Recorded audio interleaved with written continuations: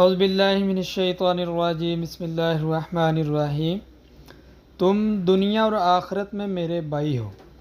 حضرت علی کرم اللہ وجہہ آنسو بہاتے ہوئے حضور نبی کریم صلی اللہ علیہ وسلم کی خدمت اقدس میں حاضر ہوئے اور کپڑے کے کونے سے آنسو پونچھتے ہوئے عرض کیا، یا رسول اللہ صلی اللہ علیہ وسلم، آپ صلی اللہ علیہ وسلم نے اپنے صحابہ کرام رضی اللہ تعالی عنہ کے درمیان بھائی چارہ قائم کیا، لیکن مجھے کسی کا بھائی نہیں بنایا۔ نبی کریم صلی اللہ علیہ وسلم مسکرائے اور ان کو اپنے ساتھ بٹھایا اور اپنے سینے سے لگا کر فرمایا، تم دنیا اور آخرت میں میرے بھائی ہو۔ پھر لوگوں کے عام مجمع میں یہ اعلان فرما دیا، لوگوں، علی رضی اللہ تعالیٰ عنہ میرا بھائی ہے، یہ علی رضی اللہ تعالیٰ عنہ میرا بھائی ہے۔